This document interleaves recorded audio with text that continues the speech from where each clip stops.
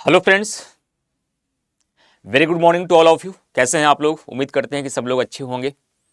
और जैसा कि आप लोगों ने थंबनेल में देखा होगा कि यूपीपीसीएस 2026 6 दिसंबर के एग्ज़ाम को क्रैक करने का, निकालने का या सफल होने का क्या होगा रामबाण तरीका। जाहिर सी बात है कि अभी हम लोग मई माह में हैं। मई है, जून है, जुलाई, अगस्त, सितंबर, अक्टूबर, नवंबर, दिसंबर, पूरे हमारे पास अभी 8 महीने हैं। हम अपने आप को बेहतर बना सकते हैं, अपनी कमियों को दूर कर सकते हैं, अपने सब्जेक्ट को स्ट्रॉन्ग कर सकते हैं, अपने मिस्टेक्स को देख सकते हैं। लेकिन उसके लिए अगर अभी भी रणनीति नहीं बनाई गई, 7 से 8 महीने पहले भी अगर हमने बेहतर रणनीति नहीं बनाई, बेहतर तरीके से काम नहीं किया, और ये 7 से 8 महीने कब गुजर जाएंगे हमें पता भी नहीं चलता। फिर हमारा एग्जाम आ जाएगा और लगेगा कि तैयारी इस बार फिर अधूरी रह गई। और मैं नहीं चाहता कि हर बार की तरह इस बार भी आपको एग्जाम के पहले ये लगे कि मेरी तैयारी अधूरी रह गई। कल हमें अधूरापन ना लगे तो उसकी पूर्ति हमें कुछ पहले समय से करनी पड़ती है। इसलिए मैं आप सभी प्यारे विद्यार्थियों से ये चाहूंगा कि आज का ये सेशन आप जो भी 15 मिनट, 20 मिनट, 25 मिनट का होगा, इसे अच्छे से देखिएगा। और जो भी मैं गाइडेंस आपको दूंगा, जो भी स्ट्रेटजी मैं आपको बताऊंगा, जो भी तरीका मैं बताऊंगा, यदि आपने इसको फॉलो किया तो निस्संदेह रूप से एक बेहतर मार्गदर्शन मिलेगा, एक बेहतर रणनीति मिलेगी, एक स्मार्ट स्ट्रेटजी मिलेगी जो आपकी तैयारी को बेहतर बनाएगी और आपकी सफलता को सुनिश्चित कर सकती है। देखिए, पढ़ाई करने की दिक्कत नहीं है, मेहनत करने की दिक्कत नहीं है, कंटेंट की दिक्कत नहीं है, क्लासेस की दिक्कत नहीं है, कोचिंग की दिक्कत नहीं है, टीचर्स की दिक्कत नहीं है, ये सब अवेलेबल है। लेकिन कैसे करें, किस तरीके से करें, क्या उसका फॉर्मेट हो, कैसा हमारा नजरिया हो, कैसे हम पढ़ें, कैसे हम कवर करें, कैसे सब पर बराबर से कमांड बनाएं, कैसे हम अपनी स्ट्रेंथ को और अपनी वीकनेस को पहचानें और बार बार होने वाली गलतियों से बचकर अपनी सफलता को सुनिश्चित करें। क्योंकि यूपीपीसीएस जैसे एग्जाम में जहां 6 से 7 लाख 8 लाख फार्म पड़ जाते हैं, 2.5 से 3 लाख 4 लाख लोग एग्जाम देते हैं, और लास्ट में आप देखते हैं कि 13 से 14 हजार 15 हजार बच्चे ही प्रीलिम्स में चयनित होते हैं। तो जहां 5 लाख बच्चे पार्टिसिपेट करते हों, वहां मुख्य परीक्षा हेतु 12 से 13 हजार बच्चों में आने के लिए तो आपको कई लाख बच्चों को पछाड़ना है। और कई लाख बच्चों को पछाड़ने के लिए एक बेहतर रणनीति अगर नहीं बनाई गई, एक बेहतर नज़रिया अगर नहीं ढूंढा गया, एक बेहतर तरीका नहीं अपनाया गया, रेगुलरिटी के साथ नहीं पढ़ा गया, टू द पॉइंट नहीं पढ़ा गया, सब पर संतुलन नहीं बनाया गया, तो बहुत मेहनत करने के बाद भी, बड़ी अच्छी कोचिंग मिलने के बाद भी, बड़े अच्छे शिक्षक के साथ भी हमारी मेहनत का फल कई बार हमें नहीं मिल पाता है। तो ये सेशन खासकर उन विद्यार्थियों के लिए है जिन्होंने अपना कोर्स कंप्लीट कर लिया है, जिन्होंने इससे पहले भी एक बार प्रीलिम्स दिया है, 2 बार दिया है, 3 बार दिया है, 4 बार दिया, लेकिन प्रीलिम्स ही नहीं हो रहा है। या ऐसे विद्यार्थी जिनका प्रीलिम्स हो जाता है, मेंस देते, लेकिन डर बना रहता है कि एक बार होता है, एक बार रुक जाता है, एक बार होता है, एक बार रुक जाता है। तो प्रीलिम्स ना रुके, किसी भी सूरत में 6 दिसंबर का एग्जाम हमारा निकले, उनके लिए ये वीडियो है। एक स्ट्रेटजी वीडियो में और बनाऊंगा, वो उन विद्यार्थियों के लिए होगा जिनका 6 दिसंबर का पहला अटेम्प्ट होगा और जिनका भी कोर्स भी नहीं पूरा हुआ है। कोर्स पूरा करने के साथ साथ अक्टूबर तक कोर्स पूरा हो रहा है और दिसंबर में जाकर उनको एग्जाम देना है। तो क्या यह भी पॉसिबिलिटी है कि फर्स्ट अटेम्प्ट में भी प्रीलिम्स निकाला जा सकता है? हर बार कम से कम 2000 बच्चे फर्स्ट अटेम्प्ट में निकाल देते हैं। तो फर्स्ट अटेम्प्ट में क्या करना है? अभी हम अपना कोर्स पूरा कर रहे हैं, पहली बार पढ़ रहे हैं, पहली बार में हमें 6 दिसंबर को कैसे क्रैक करना है, उसके लिए मैं वीडियो अलग से बना दूंगा। तो ये वीडियो किन बच्चों के लिए है सर? ये वीडियो उन बच्चों के लिए है जो second time, third time, fourth time, fifth time अपना प्रीलिम्स दे रहे हैं, जिनका कोर्स पूरा हो चुका है, जो सेल्फ स्टडी के माध्यम से, किसी कोचिंग के माध्यम से, किसी टीचर के माध्यम से, किसी मेंटोर के माध्यम से, किसी के गाइडेंस में रहकर एक बार थॉरोली अपने कोर्स को पढ़ चुके हैं, सिलेबस को पूरा कर चुके हैं, लेकिन स्कोर बेहतर नहीं हो रहा है। हम उस कट ऑफ तक नहीं पहुंच पा रहे हैं जहां से हमारा सिलेक्शन हो जाना चाहिए। हम क्या अभी से रणनीति बनाएं कि जो पढ़ा हुआ विषय है उसमें हमारा अच्छा स्कोर होने लगे, हमारे क्वेश्चन सही होने लगे, सब्जेक्ट पर हमारी कमांड बनने लगे, सभी विषयों में बराबर का संतुलन बन जाए और एग्जाम में जाकर हम 95+ स्कोर करके आ पाए। क्वेश्चन की बात कर रहा हूं, नंबर की बात नहीं। तो क्या वो बच्चे ये सेशन नहीं देख सकते जिनको 6 दिसंबर को पहली बार देखना है? सेशन देख सकते हैं, लेकिन आप इसको फॉलो नहीं करेंगे। आपकी स्ट्रेटजी थोड़ा दूसरी होगी। जिनको पहली बार देना है, जिनका भी कोर्स कंप्लीट ही नहीं हुआ है, अक्टूबर तक कंप्लीट होगा, सितंबर तक होगा, या नवंबर तक होगा, या अगस्त तक होगा। आपको ये फॉलो नहीं करना है, समझना है कि अंतिम समय में ये रणनीति अपनानी होती है।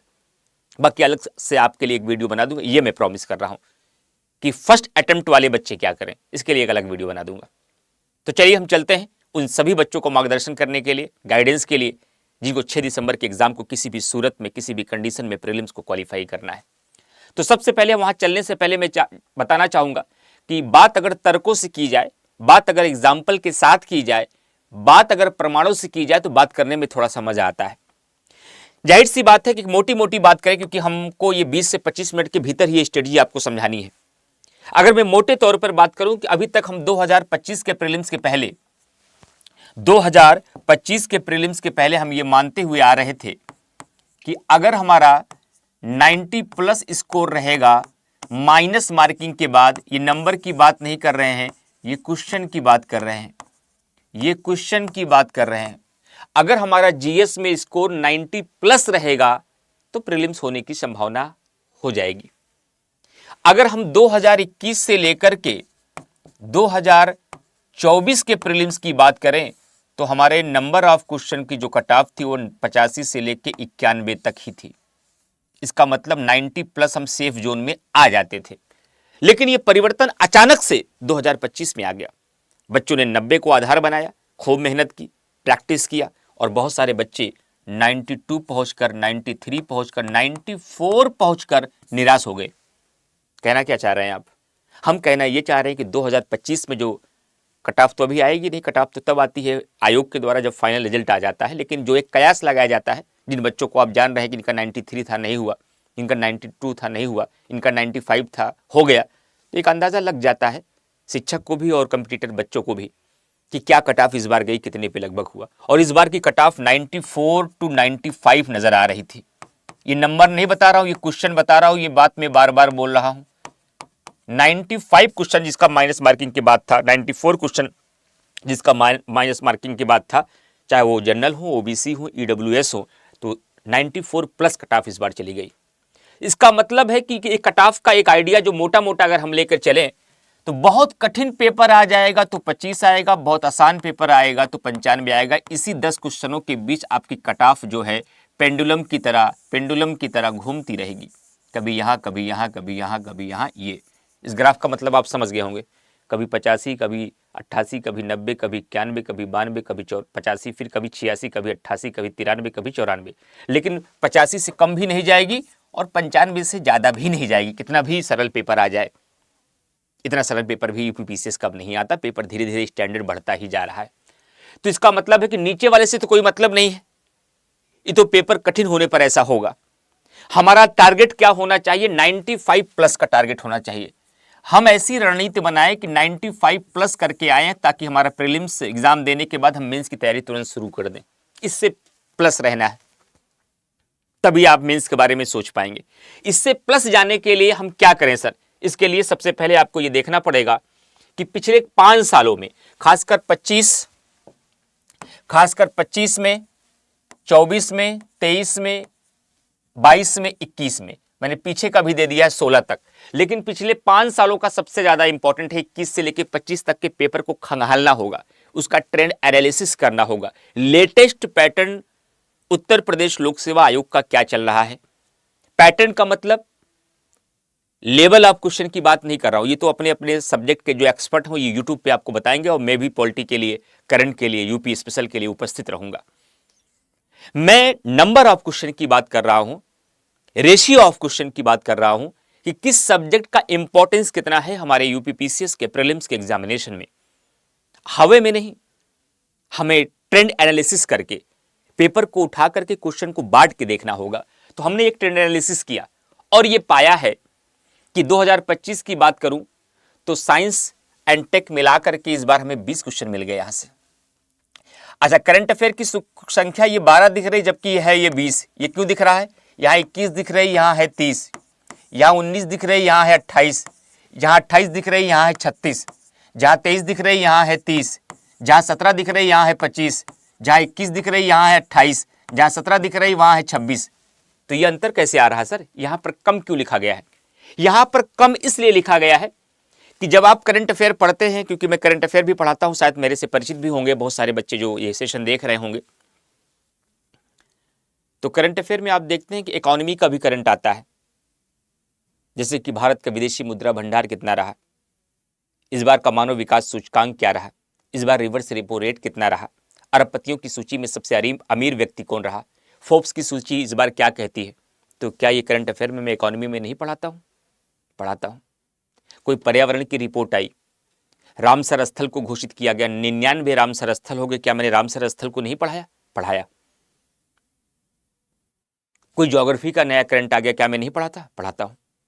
इसका मतलब यह है कि जो क्वेश्चन यहां पर 12 आपको दिख रहे हैं, इसलिए दिख रहे हैं क्योंकि यहां पर इकोनॉमी वाले, इन्वायरमेंट वाले, ज्योग्राफी वाले, साइंस वाले, टेक्नोलॉजी वाले, यूपी स्पेशल वाले करंट अफेयर यहां से बाहर कर दिए गए, उस सब्जेक्ट में जोड़ दिए गए हैं।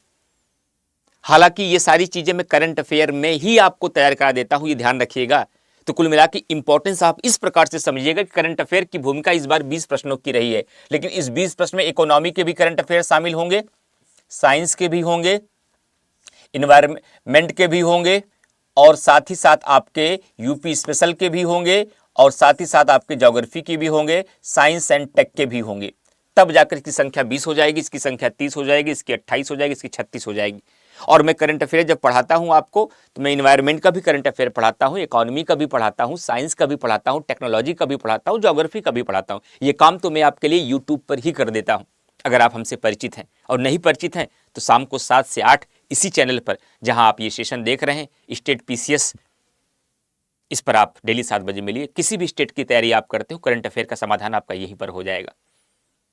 तो करंट अफेयर की एक बड़ी भूमिका है।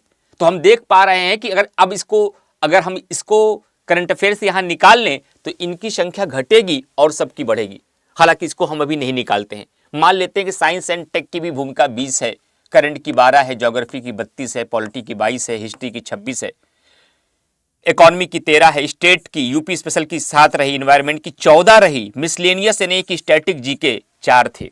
केवल 2 बार नहीं आए, लेकिन हमेशा मिसलेनियस के सवाल आए हैं जो बच्चा कभी पढ़ता ही नहीं। और इसको भी हम अपने करंट अफेयर की क्लास में शाम को 7 बजे स्टैटिक जीके अलग से कराते हैं। स्टैटिक जीके में सामान्य ज्ञान आ जाता है, जिसमें ओपेक की स्थापना, ब्रिक्स के बारे में, दक्षेस के बारे में, सार्क के बारे में, कोई किताब के बारे में, कोई सम्मेलन के बारे में, किसी योजना के बारे में, जो स्टैटिक चीजें हैं, जो सामान्य ज्ञान की चीजें हैं, वो सब यहाँ पर आपकी पूछी जाती है। और इस पूरे अवलोकन को अगर मैं एक एक करके बताऊंगा, टाइम ज्यादा लगेगा, लेकिन मैंने इसका एनालिसिस कंप्लीट कर लिया है। और इस कंप्लीट एनालिसिस करने के बाद मैं इस निष्कर्ष पे पहुंचा हूं, मैं इस कंक्लूजन पे पहुंचा हूं कि हमने ये पाया है कि हिस्ट्री, ज्योग्राफी एंड पॉलिटी ये कोर सब्जेक्ट है, ये कोर सब्जेक्ट है। लेकिन ऐसा बोलते ही आपको ये कदापि नहीं समझना है कि हमें इकोनॉमी, साइंस एंड टेक को हल्के में लेना है। ऐसा बोलते ही आपको ये कदापि नहीं समझना है कि यूपीपीसीएस जैसे एग्जाम में करंट अफेयर, यूपी स्पेशल, जनगणना और मिसलेनियस यानी कि विविध की भूमिका कम है। अब आप शायद समझ गए होंगे कि मैं कहना क्या चाह रहा हूं। अब आप शायद समझ गए होंगे कि मैं कहना क्या चाह रहा हूं। हिस्ट्री, ज्योग्राफी, पॉलिटी, यहां ज्योग्राफी में केवल ज्योग्राफी नहीं है, यहां इन्वायरमेंट भी शामिल है। और हिस्ट्री, ज्योग्राफी और पॉलिटी को इन्वायरमेंट के साथ अगर मैं जोड़ के बताऊं तो हमेशा यहां से इन तीनों सेगमेंट से 80 क्वेश्चन आता है। हिस्ट्री और ज्योग्राफी का एवरेज हम 25 से 30 रखते हैं, 25 से 30 रखते हैं, इन्वायरमेंट के साथ ज्योग्राफी है। और पॉलिटी का, ये हिस्ट्री का एवरेज है, ये ज्योग्राफी का एवरेज है। और पॉलिटी की बात करें, इसका एवरेज 20 से 25 होता है। यूपीपीसीएस जैसे एग्जाम में मिनिमम 20 सवाल मिलता है, मैक्सिमम 25 तक मिला है। इसी के बीच में पेंडुलम घूमता रहता है पॉलिटी का। हिस्ट्री के सवाल minimum 25, maximum 30, geography plus environment अगर आप मिलाते हैं तो ये भी आपको 25 से 30 देते हैं। और ये तीनों का संतुलन मिला लें, एवरेज मिला लें, तो ये तीनों हमें 80 क्वेश्चन देते हैं। और ये सब्जेक्ट ऐसे हैं कि जब आप कोचिंग करते हैं, जब आप किसी टीचर से पढ़ते हैं, या आप सेल्फ स्टडी करते हैं तो पहली किताब किसकी उठाते हैं आप? इन्हीं तीनों में से किसी एक की उठाते हैं। गलत नहीं करते आप, सही कर रहे हैं, क्योंकि ये कोर सब्जेक्ट हैं। आपने क्या तैयारी सीधा इकोनॉमी से स्टार्ट की थी? क्योंकि तैयारी आपने सीधा साइंस से स्टार्ट की थी? नहीं की थी, क्योंकि थोड़ा सा टेक्निकल सब्जेक्ट है और शुरू करते ही टेक्निकल सब्जेक्ट में आप जाकर थोड़ा फंसना नहीं चाहते हैं। आप सोचते हैं हिस्ट्री, ज्योग्राफी, पॉलिटी थोड़ा बहुत बीए में भी हमने पढ़ा है, ग्रेजुएशन में भी पढ़ा है, हाई स्कूल इंटर में भी पढ़ा है, लाओ यहीं से शुरू करते हैं, और करना भी यहीं से चाहिए। और शायद जिन बच्चों से मैं बातचीत कर रहा हूँ ये सब कर चुके हैं, अब मैं फाउंडेशन नहीं पढ़ा रहा हूँ मैं आपको। तो कुल मिला के मैं ये कहना चाहता हूं कि हिस्ट्री और ज्योग्राफी और पॉलिटी की भूमिका आपकी 80 प्रश्नों की है। इस पर अपनी सारी ताकत आपको झोंक देनी है। इतनी ताकत इस पर झोंकनी है कि आप 80 प्रश्नों में 70 प्रश्न सही करने का कमांड रखें। अतिशयोक्ति तो नहीं बोल रहे हैं सर, आप हाइपरबोली तो नहीं बोल रहे? नहीं, ये कोई अतिशयोक्ति नहीं है। हिस्ट्री, ज्योग्राफी और पॉलिटी जैसे सब्जेक्ट में 80 सवालों में 70 करना कोई अतिशयोक्ति नहीं है। आप 1 साल नहीं, 2 साल नहीं, 3-3 साल, 4-4 साल से पढ़ रहे हैं ये विषय, और मैं पॉलिटी पढ़ाऊंगा तो 20-25 मैं यूट्यूब पर भी कराऊंगा, बैचेस में कराता हूं, आप लोग पढ़े भी हैं। मैं ये पूरा क्लेम ले रहा हूं, पूरा दावा कर रहा हूं और पूरी जिम्मेदारी भी ले रहा हूं, पूरी जवाबदेहिता मेरी होगी कि आप इसमें 25 आएगा तो 20, 20 आएगा तो 17-18 करके आएंगे। और अच्छे बच्चे, मेहनती बच्चे जो टीचर से ज़्यादा अपना एफर्ट लगाते हैं, वो 25 में 25 भी कर सकते हैं, वो 20 में 20 भी कर सकते हैं। लेकिन मैं फिर भी 10 क्वेश्चन गलत करने की इजाज़त दे रहा हूं। कहने का मतलब इसको एकदम निचोड़ देना है, इस सब्जेक्ट को एकदम खंगाल देना है, रिसर्च के रूप में नहीं, परीक्षा के डिमांड के रूप में, कि एग्जाम कहां से सवाल उठा रहा है, कहां से क्वेश्चन पूछ रहा है, किस तरीके से सवाल पूछे जा रहे हैं। उन सेगमेंटों को, उन टॉपिक को एकदम निचोड़ के ऐसा पढ़ना है कि एक सवाल गलत ना होने पाए। इतना कायदे से एफर्ट लगा देना है। लेकिन इस एफर्ट पे अगर आप रुके तो मामला गड़बड़ हो जाएगा। मैंने फिर कह दिया है, इनका अपना बहुत बड़ा इंपॉर्टेंस है। मैंने दिखाया कि साइंस और टेक्नोलॉजी से कितने सवाल अब आ रहे हैं, इकोनॉमी से कितने सवाल आपका आ रहे हैं। इनको आपको बाइकआउट नहीं करना, फॉर गारंटेड नहीं लेना है, लेकिन पहली अपनी ताकत इस पे इतनी झोंक देनी कि 80 में आप 70 करने के योग्य हो। बाय द वे पेपर थोड़ा सा टफ आ गया, नहीं कर पाए, लास्ट में आप 60 और 65 के बीच में ही फंस गए। लेकिन जब आपका विषय का संतुलन अच्छा रहेगा, सब पर आप तैयारी बेहतर बना के रखेंगे, आप इकोनॉमी और साइंस को भी अच्छे से पढ़ के जाएंगे, theory plus practice plus MCQ लगा के जाएंगे, तो जो है, क्योंकि ये भी अगर 80 क्वेश्चन की भूमिका आपको ये दे रहा है तो इकोनॉमी साइंस मिलाकर मिनिमम 25 से 30 आपको ये 2 सब्जेक्ट भी देगा, और 30 देगा तो हम कह रहे हैं आप 20 करने का क्षमता रखिए, क्योंकि ये टेक्निकल सब्जेक्ट है, यहां गलतियां होने की संभावना रहती है। टेक्निकल है, आर्ट बैकग्राउंड के लिए। और जो बीटेक करके आएंगे, जो एमबीबीएस करके आ रहे हैं सिविल सर्विसेज में, उनके लिए थोड़ा आसान हो जाता है ये सेगमेंट। उनके लिए यही एडवांटेज हो जाता है कि यहां बेहतर कर लें, ये उनका अपने आप ठीक रहता है। और अगर यहां पर आप 25 ये संख्या रहती है तो आप 15 से 17 का टारगेट बनाइए कि 15-17 क्वेश्चन मुझे करना है। 10 क्वेश्चन यहां गलत करने का यहां भी करिए आप। और मैंने कहा कि अगर 80 में आपने यहां 70 कर लिया, और वहां हम कह रहे हैं कि मिनिमम वाला आया 25, और 25 में केवल आप 15 करके आए, तो 70-15 कितने पे आप पहुंच चुके हैं? आप 85 के स्कोर पर पहुंच चुके हैं। अभी मैंने करंट अफेयर की बात नहीं की, मैंने यूपी स्पेशल की बात नहीं की, मैंने जनगणना की बात नहीं की, मैंने मिसलेनियस की बात नहीं की, और ये सारी जिम्मेदारी मेरी है, ये सारी जिम्मेदारी मेरी है। ये सब कुछ मैं पढ़ाता हूं, और कमाल ये है कि इसके लिए शुल्क लेके नहीं पढ़ाता हूं। इसमें से हो सकता है आपको कभी कभी यूपी स्पेशल पढ़ने के लिए बैचेस में आना पड़ता है, बाकी जनगणना, करंट अफेयर और मिसलेनियस में यूट्यूब पर ही करा देता हूं। और इन सवालों की अगर हम एवरेज को लें 80, 20, 100, अगर हम 100 ले लें, यहां से हम कह रहे हैं 105 ले लें, अगर इनकी भूमिका 80, 25, 105 की है, तो 45 सवालों की भूमिका इनकी है। 45 सवालों की भूमिका इनकी है। अब आप एवरेज को पकड़िए कि हिस्ट्री, ज्योग्राफी, पॉलिटी हमें 80 सवाल देता है, और इकोनॉमी एंड साइंस को टेक्नोलॉजी के साथ मिलाकर 25 से 30 सवाल देता है, ये एवरेज है।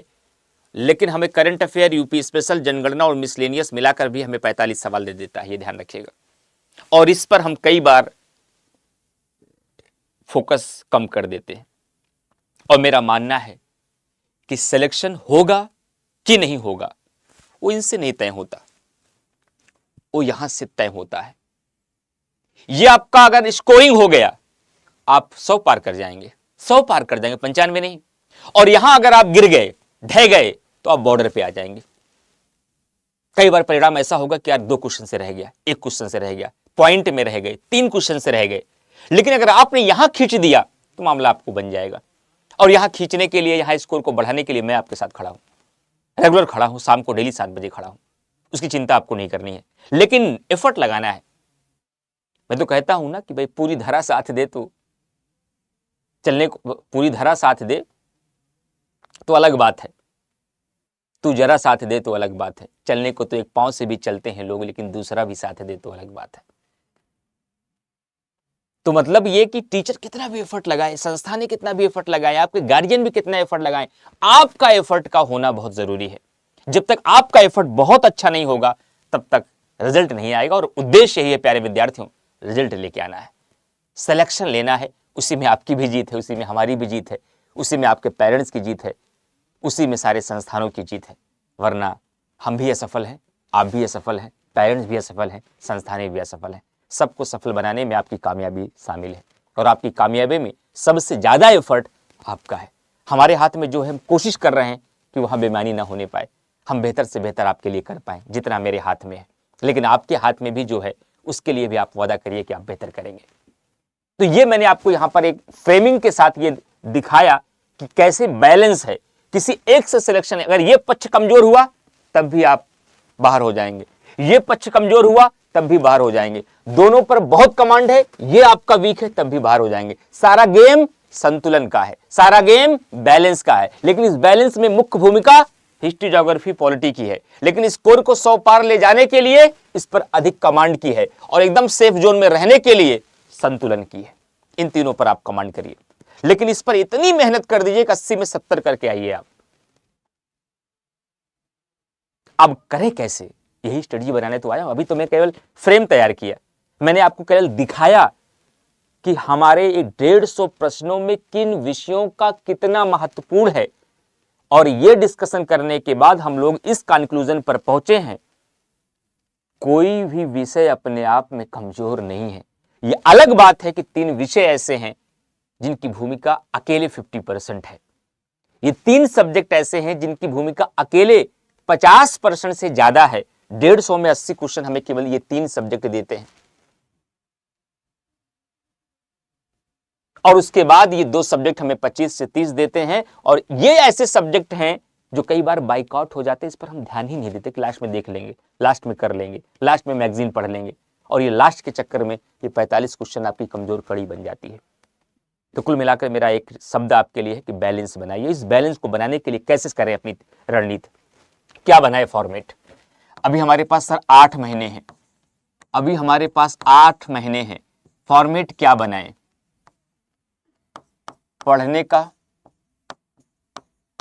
पढ़ने का और दूसरा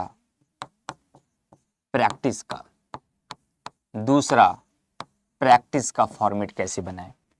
मेरी राय यही होगी कि क्योंकि अभी हमारे पास 7 से 8 महीने हैं, तो 7 से 8 महीने के लिए मैं कहूंगा कि आप लोग पहले एक साथ 2 सब्जेक्ट लेकर चल सकते हैं, क्योंकि आपने एक बार पढ़ लिया है, हम रिवीजन से सेक्शन में जा रहे हैं। 2 सब्जेक्ट को एक साथ लेकर चलिए। मान लीजिए आप हिस्ट्री और ज्योग्राफी को लेकर चल रहे हैं, और इन 2 सब्जेक्ट के लिए हमें ऐसा लगता है 1 से 1.5 महीने जो होते हैं वो बहुत पर्याप्त होते हैं रिवीजन सेशन में, पढ़ने के लिए नहीं, रिवीजन सेशन के लिए। अपना टारगेट करंट अफेयर रेगुलर पढ़ना है, उस करंट अफेयर के साथ आप रेगुलर सेशन में 1 से 1.5 घंटे हिस्ट्री और ज्योग्राफी पहले लगा लीजिए।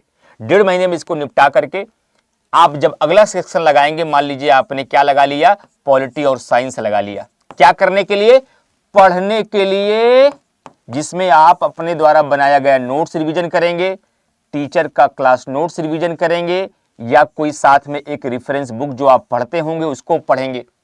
ये रीडिंग के लिए है। और उसके साथ ही साथ जो टॉपिक आप पढ़ते चलिए उसको घटना चक्र के माध्यम से टॉपिक वाइज क्वेश्चन सॉल्व करते रहिए, क्वेश्चन सॉल्व करते रहिए। ये होता है आपको 2 विषय को एक साथ तैयारी करने का तरीका। टॉपिक वाइज एक सब्जेक्ट, एक टॉपिक उठाइए, हिस्ट्री में पढ़ रहे हैं तो एक सब्जेक्ट निकालिए टॉपिक, उस टॉपिक को पहले अपने नोट से या टीचर के नोट से या किताब से पढ़िए और जैसे ही उसको पढ़ लीजिए घटना चक्र में आकर उस टॉपिक को क्वेश्चन सॉल्व कर लीजिए। और जब आपको लगे कि हिस्ट्री और ज्योग्राफी इस तरीके से मैंने 1.5 महीने में कंप्लीट कर लिया, तुरंत यहां पहुंचिए। और मार्केट की कोई भी टेस्ट सीरीज मिले, हम अभी आपसे वादा आज नहीं कर पा रहे हैं, लेकिन जैसे होगा मैं यूट्यूब पर अनाउंस कर दूंगा। मैं स्टडी IQ से भी इस बात की अपील करूंगा और जैसे ही मुझे इसका कंफर्मेशन में मिल जाएगा तो मैं अनाउंस कर दूंगा कि टॉपिक वाइज बच्चों को टेस्ट सीरीज अवेलेबल कराइए, ऑफलाइन भी ऑनलाइन भी। जो बच्चा ऑफलाइन आकर दे सकता है, ऐसी सरकमटेंसेस, ऐसी परिस्थितियां उसके पास है, वो ऑफलाइन आकर दे, पहली प्रायोरिटी। ऑफलाइन नहीं आ सकता है तो ऑप्शन के रूप में ऑनलाइन से अच्छा कोई विकल्प दूसरा आपके पास नहीं है तो वो ऑनलाइन ले ले। लेकिन टॉपिक वाइज बच्चा तुरंत क्या करे, कम से कम 15 test series, minimum 15 test series क्या करे। जब उसको लगे कि हमने हिस्ट्री और ज्योग्राफी को निपटा दिया है, टॉपिक वाइज अपने नोट से पहले दोहरा लिया, फिर टॉपिक वाइज घटना चक्र के प्रीवियस ईयर के 20 साल के सारे क्वेश्चन IAS और सभी स्टेट पीसीएस के सॉल्व कर लिए। अब अभी आपकी तैयारी पूरी नहीं है, अभी आपकी तैयारी अधूरी है। अब इसमें सुधार और निखार, अपनी स्ट्रेंथ अपनी वीकनेस तब निकल के आएगी जब आप जाएंगे टेस्ट सीरीज देने। और आप दोनों विषयों की टेस्ट सीरीज 15-15 दीजिए और उधर टेस्ट सीरीज देते रहिए और इधर पॉलिटी और साइंस को पढ़ते रहिए। जब तक पॉलिटी और साइंस पूरा होगा तब तक ये दोनों टेस्ट सीरीज पूरी हो जाएगी और आगे फिर आप इकोनॉमी लगा लीजिए, यूपी स्पेशल या जनगणना या फिर इसके साथ जो भी और सब्जेक्ट लगाना चाहते हैं उसको लगा सकते हैं, जो भी आपको लगाना है। ये 3 रो में आपके पूरे प्री के सब्जेक्ट पूरे हो जाएंगे और हर रो के बाद आपको साथ में टेस्ट सीरीज करता है, सबकी अलग अलग 15 टेस्ट सीरीज लगानी है। उसके बाद ये काम आपको अक्टूबर टू नवंबर तक निपटा देना है। अक्टूबर से नवंबर तक ये काम करके निपटा देना है ताकि आप नवंबर महीने से या अक्टूबर के मिड से आप क्या करिए, फुल लेंथ टेस्ट सीरीज दीजिए। अब क्या करिए, फुल लेंथ की टेस्ट सीरीज दीजिए। अभी तक आप हिस्ट्री की अलग से दे रहे थे 150 प्रश्नों वाली टेस्ट सीरीज, ज्योग्राफी की अलग दे रहे थे, इकोनॉमी की अलग दे रहे थे, साइंस की अलग दे रहे थे। जब आपके 6 विषय जो इंपॉर्टेंट थे, history, geography, polity, economy, science, UP special, जनगणना, सब पढ़ लिया। सबकी अलग अलग 15 टेस्ट सीरीज मार्केट में जाकर दे दिया ऑफलाइन या घर पे लाकर ऑनलाइन। अब आप जाइए फुल लेंथ की टेस्ट सीरीज ढूंढिए।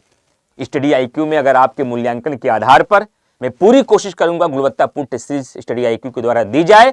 अगर दी जाती है तो मैं खुद कहूंगा कि ये आप कर सकते हैं। और आप पहले मूल्यांकन करिए, मेरे कहने पर मत मानिएगा। जब आपको भी एक टेस्ट सीरीज देख के लगे कि नहीं टेस्ट सीरीज अच्छी है, एग्जाम ओरिएंटेड है, अच्छा एक्सप्लेनेशन है, अच्छे क्वेश्चन है, कुछ एग्जाम के लेवल के अकॉर्डिंग है तो करिएगा, नहीं दूसरे संस्थान की कर लीजिएगा, जहां बेस्ट हो वो करिएगा।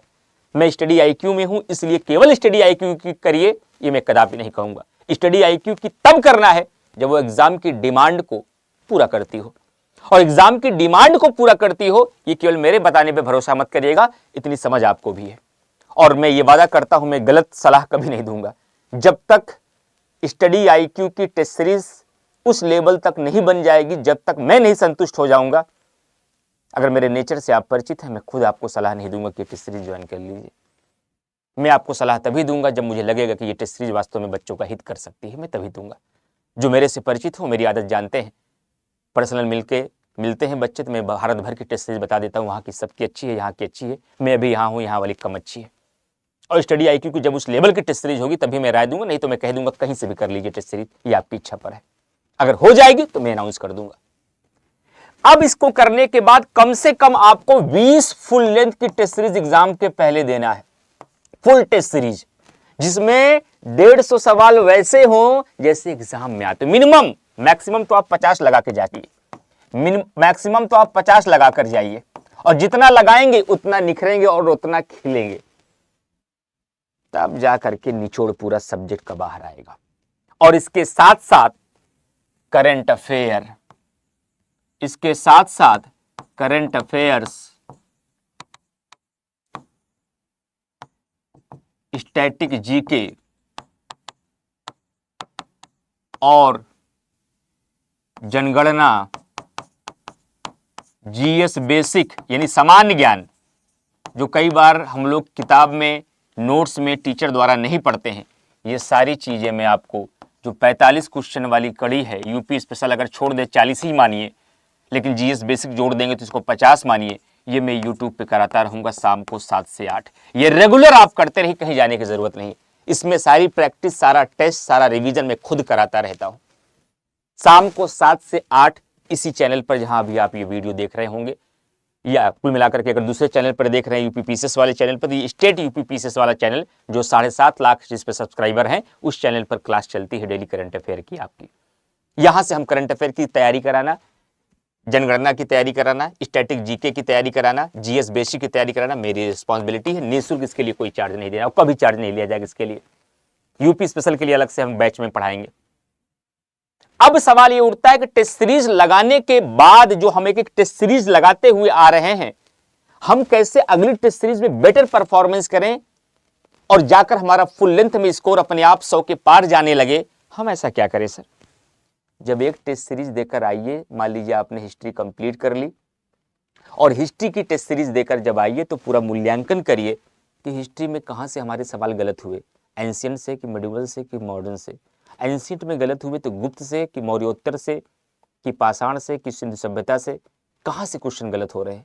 मॉडर्न में कहाँ से गलत हो रहा है, डेट वाला, फैक्ट वाला, सम्मेलन वाला, युद्ध वाला कि प्रेस पत्रिका का विकास वाला, कहाँ से सवाल गलत हो रहे हैं। जो गलत हुआ उसकी आकर तुरंत लिस्ट बनाइए और अगली टेस्ट सीरीज जब हिस्ट्री की देने जाइए तो वही पढ़िए जहां से गलत हुआ है, ताकि वहां से सवाल अगली बार गलत नहीं होना चाहिए। और हर टेस्ट सीरीज के बाद अगर आपने अपनी कमी की लिस्ट बना ली और अगली टेस्ट सीरीज में उसको सुधार कर दिया, 15 टेस्ट सीरीज देने के बाद हिस्ट्री का कोई हिस्सा आपका कमजोर नहीं बचेगा। टेस्ट सीरीज देने के बाद अगर आपने अपनी स्ट्रेंथ और अपनी वीकनेस का अंदाजा नहीं लगा पाए तो टेस्ट सीरीज देने का कोई मतलब नहीं है। टेस्ट सीरीज देने का मतलब है कि आप देने के बाद अपनी कमी को भी जान पाए और अपनी स्ट्रेंथ को भी जान पाए, और जो कमी इस टेस्ट सीरीज में हुई अगले में ना होनी पाए। अगर ये ऐसा नहीं हो रहा है, टेस्ट सीरीज आपकी केवल फॉर्मेलिटी है, उससे निखार नहीं आ रहा है, उससे सुधार नहीं हो रहा है। और जब ऐसा टॉपिक वाइज करके अपने आप में सुधार कर रहे हैं और जब फुल लेंथ की टेस्ट सीरीज शुरू करेंगे, तब जब एनालिसिस करिए तो देखिए कि आज की टेस्ट सीरीज में मेरा स्कोर 80 चला गया, बहुत कम हो गया। क्वेश्चन कहां से ज्यादा गलत हुआ? अरे आज तो हमारे ज्यादा क्वेश्चन साइंस से गलत हो गए, तो साइंस रिवीजन करिए, साइंस का केवल रिवीजन करिए। आज हमारे क्वेश्चन ज्यादातर पॉलिटी के गलत हो गए, तो पॉलिटी का रिवीजन करिए। आज हमारे क्वेश्चन ज्योग्राफी में बहुत ज्यादा गलत हुए, वो भी वर्ल्ड ज्योग्राफी से, तो वर्ल्ड ज्योग्राफी रिवीजन करिए। तो वहां आपको सब्जेक्ट का पता चलेगा कि टॉपिक वाइज इतनी मेहनत करने के बाद भी फुल लेंथ की टेस्ट सीरीज में कौन सा सब्जेक्ट के क्वेश्चन ज्यादा गलत हो रहा है। और जब 20-25 टेस्ट सीरीजों में ऐसे अपने आप को मत देंगे ना, अपने आप को मांझ देंगे अवधि भाषा में, तो अपने आप आपकी तैयारी निखर के सामने आ जाएगी। और ऐसा करते समय, आपको टेस्ट सीरीज देते समय, रिवीजन करते समय, प्रैक्टिस करते समय, घटना चक्र को सॉल्व करते समय अपना शॉर्ट नोट्स भी तैयार करा लेना है, अपना शॉर्ट नोट्स भी तैयार कर लेना है, जो एग्जाम के 10 दिन पहले जाकर देखना है। 10 दिन पहले जाकर के देखना है। किस तरीके से? एक फैक्ट की अलग से लिस्ट बना लीजिए, हर सब्जेक्ट की कौन कौन से इंपॉर्टेंट फैक्ट हैं, हर सब्जेक्ट के इंपॉर्टेंट कॉन्सेप्ट कौन कौन से हैं जो एग्जाम में खूब पूछे जा रहे हैं, हर सब्जेक्ट के इंपॉर्टेंट एक्सेप्शन कौन से हैं, अपवाद कौन से हैं जो आयोग बार बार पूछता है, हर सब्जेक्ट के अंधे मोड़ कौन से हैं, अंधे मोड़ कौन से हैं जहां पर गाड़ियां पलटती हैं, जहां से बच्चों से मिस्टेक होती है, उसकी एक अलग लिस्ट बना लीजिए। और हर सब्जेक्ट का रस क्या है, यानी कि किसी विषय को पढ़ने के बाद कॉमन सेंस और उसको तर्क वितर्क और निचोड़ने के बाद वो कॉन्सेप्ट निकल के आ रहा है, उसकी भी एक अलग से लिस्ट बनाइए। और हर सब्जेक्ट के अपने कुछ न कुछ रोचक तथ्य होते हैं, रोचक तथ्य होते हैं, कुछ रोचक फैक्ट होते हैं जो एग्जाम में पूछे जाते हैं, उनकी ऐसी लिस्ट बना लीजिए हर सब्जेक्ट की। ये लिस्ट कब बनेगी? जब आप नोट्स पढ़ेंगे, जब आप घटना चक्र सॉल्व करेंगे, जब आप टेस्ट सीरीज दे करके आएंगे, जब आप फुल लेंथ की टेस्ट सीरीज देंगे, तो ये नोट्स आपका बनता जाएगा। ऐसे बांट दीजिएगा पूरे अलग अलग सब्जेक्टों के नोट्स को। और मैं किसी दिन बता दूंगा कि फैक्ट किसे कहते हैं, अंधा मोड़ किसे कहते हैं, एक्सेप्शन किसे कहते हैं, रस किसे कहते हैं, अंधा मोड़ किसे कहते हैं, इसका भी एक वीडियो बना दूंगा। और उसके बाद करंट अफेयर की लड़ाई हमारे साथ आप यूट्यूब पर लड़ते रहिए, लगातार डेली बेसिस पे 7 से 8 आप पढ़ते रहिए। उसके बाद जब एग्जाम आएगा तो सारे शिक्षक आएंगे यूट्यूब पर मैराथन लेकर के, तब उनके साथ मैराथन करिए, तब हमारे साथ करंट अफेयर का मैराथन करिए, तब आपका पूरा का पूरा रिवीजन हो जाएगा। जो 8 महीने में आपने मेहनत की, टीचर 8 दिन में करा देगा। लेकिन सर इस लड़ाई में क्या आप लोग हम लोगों का जीएस में कुछ सहयोग नहीं देंगे? सहयोग देना शुरू कर दिए हैं। जिस चैनल पर मैं करंट अफेयर पढ़ा रहा हूं, स्टेट पीसीएस स्टडी आईक्यू, क्या नाम है? State PCS study IQ. इस चैनल पर जिस पे हमारी डेली करंट अफेयर की क्लास चलती है, मैं UP PCS state study IQ वाले पे करंट नहीं पढ़ा रहा हूं, मैं स्टेट पीसीएस स्टडी आईक्यू वाले पे करंट अफेयर पढ़ा रहा हूं, जिस पर 7.5 लाख सब्सक्राइबर है। उस चैनल पर जीएस की प्रैक्टिस हमारे टीचरों ने स्टार्ट कर दिया है। जीएस की प्रैक्टिस हमारे सभी शिक्षकों ने स्टार्ट कर दिया है, मिक्स जीएस, जहां डेली 10 क्वेश्चन के माध्यम से 100 क्वेश्चन की प्रैक्टिस कराई जा रही है। 10 क्वेश्चन उठाए जाएंगे जिसमें जो प्रीवियस ईयर के होंगे, अलग अलग स्टेट के होंगे, यूपीएससी के भी होंगे और कुछ संभावित प्रश्न होंगे। उनका डिटेल व्याख्या के साथ टीचर आपको प्रैक्टिस करा रहा है, जहां आपको क्वेश्चन करने का तरीका शिक्षक सिखाएगा, क्वेश्चन को टैकल करने का तरीका टीचर सिखाएगा, क्वेश्चन को कैसे एलिमिनेट करके पकड़ते हैं, कैसे कॉमन सेंस लगाते हैं, कौन सी चीजें इंपॉर्टेंट है, वो सारी चीजें आपको टीचर यूट्यूब पर भी सिखा रहे हैं निःशुल्क। वहां टीचर के भी साथ आप प्रैक्टिस करते रहिए, तब आपको एक पढ़ने का भी सही अप्रोच मिलता रहेगा। इस रणनीति के साथ आज इस वीडियो देखने के बाद अपनी रणनीति आप बना लीजिए, अपना टाइम टेबल आप तैयार कर लीजिए और अपने अकॉर्डिंग काम शुरू कर दीजिए। अगर ये काम आपने 6 दिसंबर के पहले तक कर दिया तो मेरा दावा है हर बार आप जो 5 question, 10 question, 15 question, 20 question, 25 question से पीछे रह जा रहे थे, इस बार आप 100 पार चले जाएंगे। 100 पार चले जाएंगे तो शायद लगभग 35 या 36 मिनट के भीतर मैंने ये सारी बातें आपने समझाई, आपको मैंने समझाई। अगर इस 36 मिनट की हर एक बात को आपने आत्मसात कर लिया, इसका व्यवहार में पालन कर लिया, जीत व्यवहार में पालन से होती है। देश में बहुत योजनाएं हैं, बहुत कार्यक्रम हैं, लेकिन उसकी सफलता इस बात पर टिकी है कि उसका क्रियान्वयन हो रहा है या नहीं। तो देश में बहुत सारे मोटिवेटर हैं, बहुत सारे मेंटोर हैं, बहुत सारे शिक्षक हैं, बहुत सारी कोचिंगें हैं, लेकिन उसकी सफलता इस बात में निहित है कि उसका मार्गदर्शन जो विद्यार्थी सुनते हैं उसको अपने किरदार में शामिल करते हैं या नहीं, उसका इम्प्लीमेंटेशन करते हैं, केवल सुनकर सोचकर छोड़ देते हैं।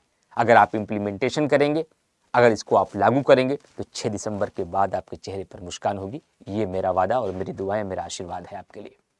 तो उम्मीद करते हैं कि ये स्ट्रेटजी आपके यूपी पीसीएस 2026 6 दिसंबर की तैयारी को एक नया मोड़ देगी, एक नया आयाम देगी, जिसके माध्यम से आपकी तैयारी बेहतर हो पाएगी। एक वीडियो और बना दूंगा फर्स्ट अटेम्प्ट वाले बच्चों के लिए। ये वीडियो हमारा उन बच्चों के लिए था जिनका दूसरा है, तीसरा है, चौथा है, 5वां है, जो एक बार पढ़ चुके हैं अपने सिलेबस को। कमेंट करके सारे विद्यार्थी जितने भी लोग सेशन देख रहे होंगे जरूर बताइएगा कि ये स्टडी आपके लिए कितना कारगर साबित होगी, और मेरे से क्या राय चाहते हैं, और मेरे से कैसा स्ट्रेटजी वीडियो चाहते हैं, किस मुद्दे पर चाहते हैं, आप लोग कमेंट करिएगा। मैं ऐसा मार्गदर्शन सामूहिक रूप से करता रहूँगा, क्योंकि ऑनलाइन दुनिया का यही फायदा है। हम एक स्थान से एक कमरे में खड़े होकर पूरे भारत भर के उन तमाम बच्चों का मार्गदर्शन कर सकते हैं जो अलग अलग जिलों में हैं, अलग अलग कमरों में हैं, अलग अलग झोपड़ी में हैं, अलग अलग घरों से हैं। फ़ोन पर मैं कितने से बात करूँगा, पर्सनली प्रयागराज और दिल्ली में कितने लोगों से मिलूंगा, लेकिन यहाँ खड़ा होकर आपके सवालों को महसूस कर कर मैं लाखों बच्चों का मार्गदर्शन कर सकता हूँ और मैं करता रहूँगा। और भी जो सहयोग मेरे से चाहिए आप लोग कमेंट करके बताइएगा, मैं आपके हर सवाल का उत्तर वीडियो के माध्यम से ऐसे देता रहूँगा। तो उम्मीद करता हूँ कि आप लोग इसका पालन जरूर करेंगे। और बाकी हमारा टेलीग्राम चैनल जो है वो GS विथ इमरान सर है। इस टेलीग्राम चैनल पर हमारे करंट अफेयर की PDF मिलती है। GS विथ इमरान सर नाम से हमारा टेलीग्राम चैनल है। इस टेलीग्राम चैनल पर आप हमसे जुड़ करके सारा कंटेंट, सारा PDF, वीडियो और हमसे जुड़ी कोई भी वीडियोस और कोई भी सूचनाएं आप प्राप्त कर सकते हैं। Thank you very much to all of you. इसे अधिक से अधिक शेयर करिएगा, अपने सभी ग्रुप में सभी दोस्तों तक भेजिएगा, ताकि आपके सभी कलीग्स, सभी साथी तक ये मार्गदर्शन पहुंच सके। Thank you very much to all of you.